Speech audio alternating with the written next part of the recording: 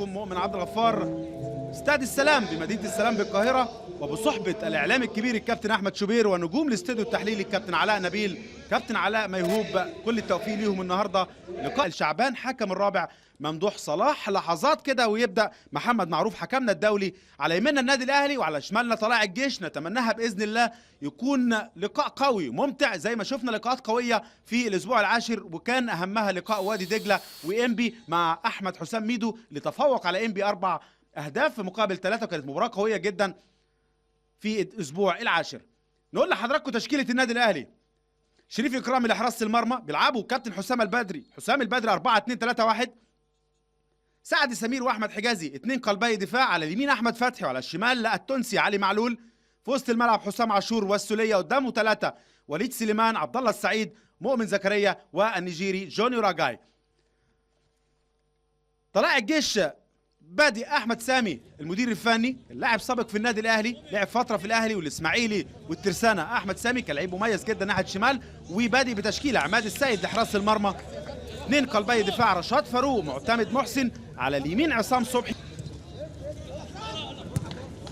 عبد الله السعيد حطها ناحيه الشمال حلوه، مؤمن 1 ضد 1 خارج حدود 18، هيعمل ايه الراجل؟ لسه اخر شويه، حطها الناحيه الثانيه حلوه يا ولد. وليد سليمان، وليد عايز يسدد، اتاخر، لسه جوه ال 18 ما فيهاش اي حاجه، هيلعب العرضيه ولا ايه؟ عبد الله السعيد عملها حلوه العرضيه، واول فرصه حلوه العرضيه، جاي قطع القائم الاول يحطها برجله الشمال في اول 3 دقائق، وفرصه خطيره للنادي الاهلي. نتمنى نشوف فرصه هنا وفرصه هنا، والمباراه تكون ممتعه من الفرقتين، نشوف لقاء ايا كان مين اللي يكسب مين اللي يخسر، ما يفرقش معانا الكلام ده، احنا عايزين نشوف مباراه قويه مع حضراتكم مشاهدينا في كل مكان، مشاهدي استاد النيل. ادي هنا التمريره واتعملت حلوه، يعني هنا الراجل غطى بقى رشاد فاروق، ما كانش فيها تسلل، وعملها حلو قوي كمان عبد الله السعيد هنا لوليد سليمان اللي ما فكرش يستلم، وعملها عرضيه حلوه وجت في رجل الراجل. هنا نشوف بقى ترد علي معلول يحطها اماميه طويله ناحيه وليد سليمان، عايز ياخدها لنفسه، خطا من الراجل اللي خط الظهر، عدى وليد يدخل ال 18، حلوه العرضيه، اجاي ممكن يسدد، فيها خطوره لكن يطلع خط الظهر مره ثانيه وترد في وسط الملعب. السوليه يحطها ناحيه شمال قصيره شويه، لكن هنا تدخل معاهم اجاي كمان، سعد سمير، معلول، يا سلام يا ولد، حلوه عرضيات نموذجيه، مش ممكن يا ولد. بقول لحضراتكم الحلول هتلاقوها عند معلول، الراجل ما شاء الله عرضيات نموذجيه بيعملها بقدمه اليسرى، اتعملت حلوه مش محتاجه الكلام ده، تلمس بس يا مؤمن تروح في الجول. يطلعها فرانك ستيفن ركنيه، يلعبها علي معلول مره ثانيه، حطها على القائم البعيد، يا طلعها يا ولد يا عماد، طلعها بقبضه ايده عماد، يدي فاول محمد معروف، باص هربت منه، بعدت احمد عيد وسط 6-7 لعيبه، حلوه البينيه، محمد اشرف، ضربه جزاء لطلائع الجيش في الدقيقه 27. مش ممكن، ضربه جزاء حجازي، يعني الراجل بخبره محمد اشرف حط جسمه كويس جدا قدام المساك احمد حجازي وهو خلاص بره ال 18، يعني هنا برضو المفروض المساك يبقى عنده ذكاء شويه، لازم هنا يسيبه لانه خلاص طلع بره الملعب والكره طولت هنا منه. ادي الراجل اتعملت بينيه بلسم من احمد عيد، ادي دفعه وقرار وجهه نظري قرار سليم 100% من الدولي محمد معروف، حط جسمه والراجل هنا ما عندوش، يعني مش شايف وهو جاي من وراه، عرقله وفيها ضربه جزاء على احمد حجازي في الدقيقه 27. هنشوف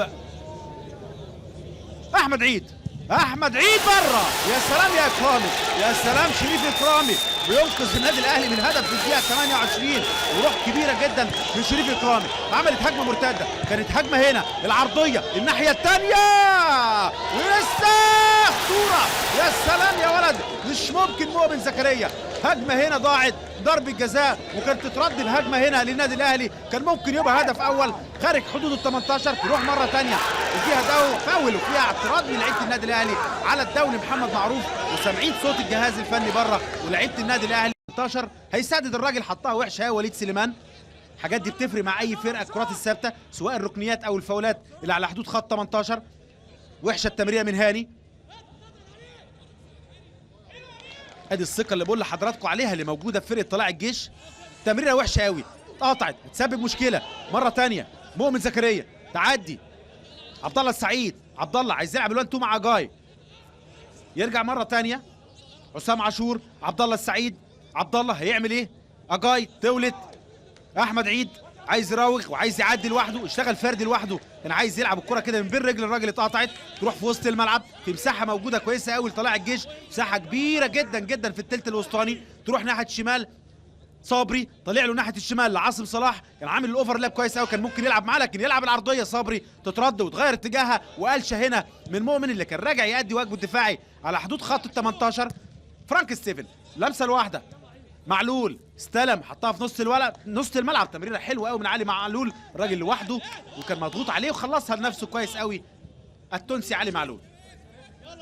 لسه برضه متاخرين شويه الظاهرين في النادي الاهلي ما بيزيدوش. لكن خروج عمرو السولية اثر شويه على شكل نص الملعب، لان كابتن حسام فكر في محمد هاني في النص شويه وبعدين غير مع احمد فتحي واستقر، وده كان من البدايه الحقيقه. نعم. بس هو جرب يعني كان بيجرب هاني في نص الملعب على اساس ممكن يبقى حته الجري وحته ان هو صغير وعنده تسديدات قويه، لكن هو بعد كده رجع باحمد فتحي في نص الملعب تاني مع عاشور.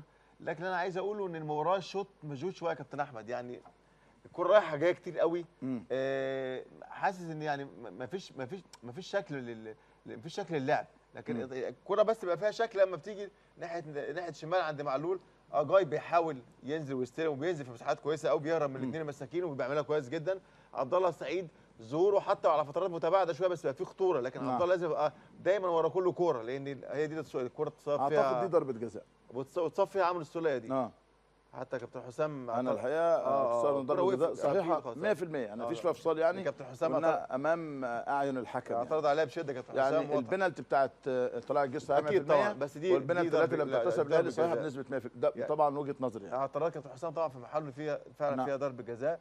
طلائع الجيش المحاولات بتاعته كلها على استحياء شويه، يعني اخطر كوره اللي جت ضربه الجزاء عملها احمد عيد ممتازه محمد اشرف، واخد منها ضربه جزاء وتصدى ليها شريف اكرامي بتالق فوق العاده ما شاء الله.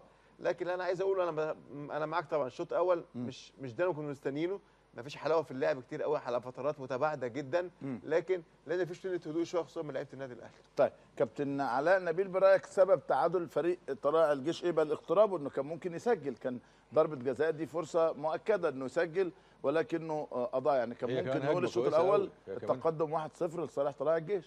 كان دي اصلا قبل ضربه جزاء هجمه كويسه قوي. نعم. تمريره رائعه من احمد عيد عبد الملك، تحرك رائع من محمد اشرف. نعم. الغريب بقى احمد حجازي والبنت الفاول اللي عمله، يعني هو الراجل حتى وشه بره جون، ازاي انا اخش بايدي كده ويعني واحد ضربه جزاء؟ يعني انا في تقديري ساذجه جدا يعني. نعم. بص يا كابتن، بص هي دي الكره، بص تحرك محمد اشرف كويس قوي، هو بره الجون. بص يعني كرة غريبة جدا، يعني ازاي بالسهوله كده اعمل بنتي على فرقتي. لكن معاك حق يعني، لانه ايديه اتمدت نكمل بقى اللعبه. بص بعيد عن الجول، مش ممكن هتيجي من هنا ولا ليها يعني ولا فيها مشكله خالص ولا فيها عاديه جدا. اسيبه ياخد الكرة ويستلم، لان سعد سمير حتى قافل عليه من الناحيه الثانيه. محمد اشرف وقع كويس قوي وده ذكاء منه، وبالتالي بلنت ساذج ممكن تحصل في ماتشات دوليه، ممكن تحصل في حاجه للمنتخب، ممكن تحصل في مباراه حاسمه، ممكن تحصل للاهلي في كاس عالم انديه، كاس افريقيا وهكذا يعني. لكن نقدر نقول عليها كابتن في طلائع الجيش حقيقه هم قدروا يعني يعملوا ضيقوا المساحات على النادي الاهلي في نص الملعب. طلائع الجيش ارتداد محمد رزق لغايه النهارده لغايه دلوقتي في الشوط الاولاني 10/10 عامل مجهود غير طبيعي في الحته الدفاعيه، وهو الوحيد اللي بيكمل من نص الملعب. النادي الاهلي لاقي صعوبه اللي هو يوصل لمرمى النادي طلائع الجيش، لكن ينقص طلائع الجيش بس ايه الهجمه الاخيره، يعني هو عمل واحده او اثنين هجمه مرتده وكان فيها خطوره، منهم واحده ضربه جزاء. نعم. لكن لو النادي الاهلي استمر على كده ممكن نادي طلائع الجيش هيوصل للجون تاني طب المنظر ده اولا غير مقبول وغير معقول، على فكره الكره دي الوحيده وغير مستحب ولا يمكن ان يمر دون عقاب. الكره الوحيده دي اعتراض انا بس اكمل اعتراض ثلاثي، لانه الكابتن حسام مع الكابتن سيد مع الكابتن احمد ايوب، ده مش مقبول خالص، ما ينفعش. ده في اكتر من لعبه يا فندم، ولا في نص لعبه، ده مش يعني الاعتراض بيبقى كلمه، لكنه بالشكل ده مش مقبول خالص. برضه انا برجع بتكلم على شخصيه الحكم، هو شخصيه الحكم بتسمح بده، ده ما ينفعش. يعني انا مثلا حسام البدري او سيد عبد الحفيظ في الكره الاخيره اللي خد فيها احمد فتحي انذار، انا اتجنن زيهم. انت ما حسبتش فاول، يبقى ازاي تدي انذار على كره مش فاول؟ هنا ممكن اتكلم، ممكن اقول بس بالطريقه، لكنه الثلاثه ده يبقى اللعيبه كمان هتعترض، يبقى الملعب هيكون اكثر عصبيه. طبعا استسمعك بس في اعاده الكره اللي بيعترضوا عليها دي. حاضر. لا دي ما فيهاش حاجه خالص. لا دي فاول على احمد هنشوفها. هنشوفها فاول على احمد فتحي. بص يا كابتن، فاول ممكن ياخد كابتن انذار. احمد معلش. نعم. احمد فتحي اوريدي راح متزحلق. احمد فتحي برافو عليك. انت فهمنا يا كابتن احمد؟ احمد راح متزحلق من الارض نفسها. بالظبط. يعني بص ممكن يعني ارجعها. بص احمد رجليه شمال فين؟ طب خلينا نقول حاجه، يعني قرار الحكم سليم فيها. اقول حاجه بس انه لاعب طلائع الجيش لمس الكوره خلاص. احمد فتحي زي ما قال الكابتن علاء متزحلق، وهو يمكن ما ادالوش انذار لانه من الزحلقه رجليه جت ان بالانس. انا مش عارف الاعتراض على ايه. اعتراض عالي بعد جدا. البنالتي بتاعت النادي الاهلي اللي على النادي الاهلي غير مقبول، يعني الحقيقه غير مقبول على الاطلاق. بنالتي صحيح 100%. 100% البنالتي صحيح.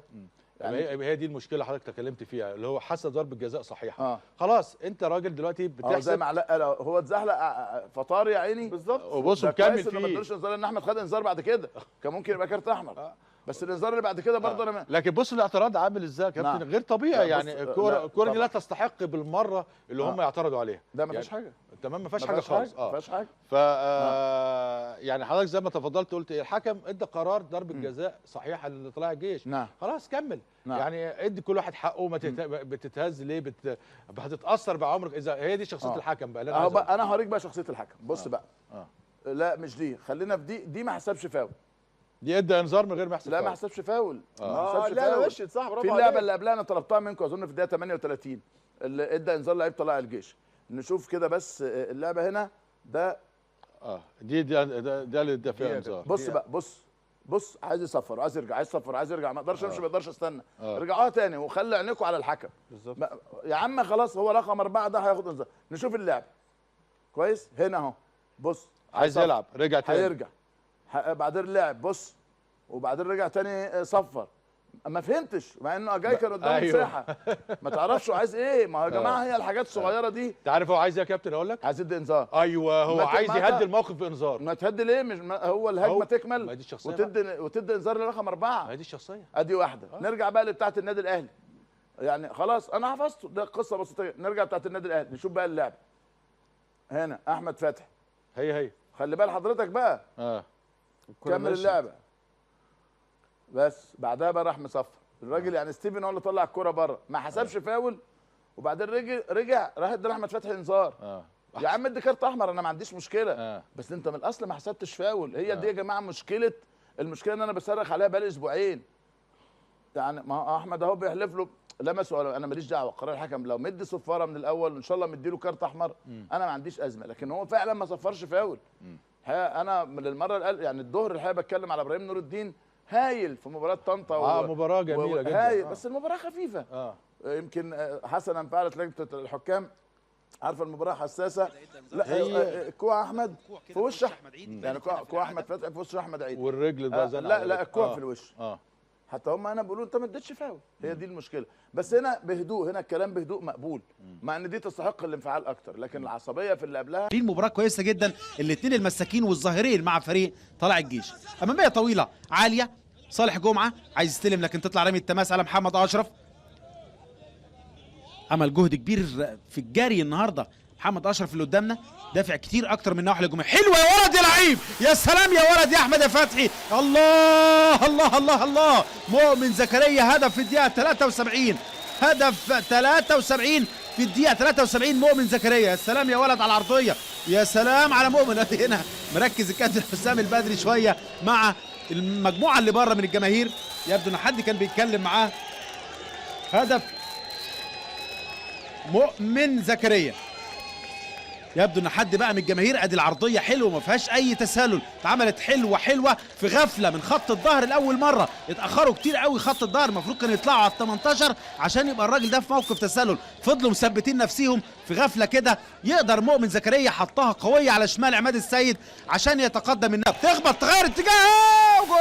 جول عبد الله السعيد في الدقيقه 77. هدف ثاني اتعملت من بدايتها حلو من عبد الله السعيد. وفرحة هنا الكابتن حسام البدري. هل هيبص على الراجل مرة تانية ولا ايه؟ لكن هنا فرحة كل لعيبة النادي الاهلي. و77 دقيقة هدف تاني للنادي الاهلي عبد الله السعيد اللي فايق قوي النادي الاهلي في الشوط الثاني، افضل بكتير جدا. تمريره حلوه من صالح جمعه وعبد الله السعيد، عمل 1 2 هنا حلو قوي من عبد الله لصالح. ادي التعاد مره ثانيه بدايتها من حسام عاشور لعلي معلول اللي بعتبره نجم اللقاء النهارده. وادي عبد الله السعيد عملها حلو قوي، يدخل ال 18 ل 1 2 صالح جمعه، تسديده اتردت له مره ثانيه وخطا برضه هنا من عماد السيد. الراجل نزل بدري شويه، بتعدي من جنب رجل عماد السيد عشان يبقى هدف ثاني لمصلحه النادي الاهلي بعد 78 دقيقه من بدايه اللقاء او من عمر المباراه. 78 دقيقه تقدم النادي الاهلي بهدفين، مؤمن زكريا في الدقيقه 73 وعبد الله السعيد بعدها باربع دقائق في الدقيقه 77 هدف ثاني. وفرحه لعيبه النادي الاهلي ويتغير الشكل هنا لسه مركز الكابتن حسام البدري مع الجماهير اللي بره. اتعملت ناحيه الشمال، علي معلول يلعب العرضيه، يا سلام يا ولد، حلوه لسه فيها خطوره، مش ممكن. اجاي يا ولد يا اجاي، هدف ثالث اجاي. واتعملت اول جمله، لو اتعادت مره ثانيه جمله روعه روعه روعه اتعملت من النادي الاهلي. لو جت من بدايتها كده نعد اللمسات اللي اتعملت في نص ملعب النادي الاهلي. في الدقيقه 83 اجاي بيتقدم بهدف ثالث، خلاص زي ما بيقولوا كده بلغه الكوره رموا الفوطه فريق طلائع الجيش. ادي هنا فرحه جماهير النادي الاهلي اللي موجوده في استاد السلام. اجاي هدف ثالث،